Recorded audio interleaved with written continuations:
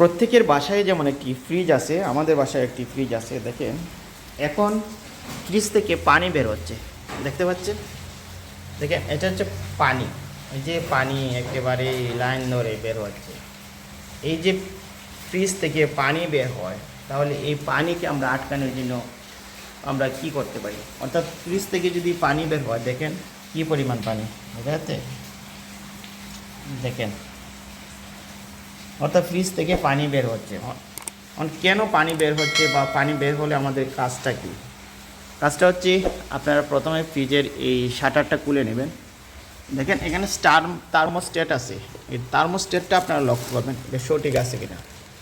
দেখেন আমি দেখতে পাচ্ছি আমার থার্মোস্ট্যাট একেবারেই সঠিক আছে, অর্থাৎ 5-এর উপরেই আছে, কিন্তু পানি পড়ছে। এর কারণ কি? থার্মোস্ট্যাট ঠিক আছে কিন্তু পানি পড়ছে, এখানে দেখা যাচ্ছে আইসও জমে আছে। তাহলে পানিটা পড়ছে কেন? পানিটা পড়ার কারণ হচ্ছে, এটা আমি একটু দূরে সরে নিচ্ছি। দেখেন এখানে ছোট্ট একটা গর্ত আছে, দেখা যাচ্ছে?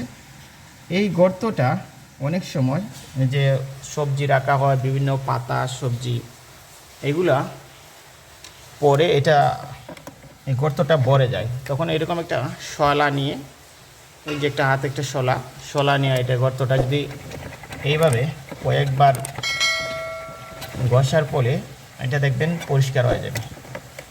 তারপরে আপনারা ফ্রিজ থেকে আর পানি পড়া দেখতে পারবেন না। দেখেন এখানে ময়লা পড়ছে, দেখেন এই যে ময়লা দেখাচ্ছে, দেখেন ময়লা চতুর্দিকে ময়লা পড়ছে। ময়লা পরে এই গর্তটা ভরে গেছে, বা এই গাইড যেটাই বলি আমরা, এটা তো নর্মাল স্টেজের জন্য এই গাইডটি দেওয়া হয়, যাতে নিচের যে স্বাভাবিক বাতাস সেটা যেন এখানে আসার পর এটা যেন নর্মাল থাকে। এই গর্তটা পরিষ্কার করে দিলাম, এখন আর কোনো কাজ নেই, শাটারটা লাগিয়ে দিই এবং কিছুক্ষণ পরে দেখব পানি পড়া বন্ধ হয়ে গেছে। আপনাদেরও যদি ফ্রিজ থেকে পানি পড়ে, আপনারা ঠিক একইভাবে কাজটি করবেন।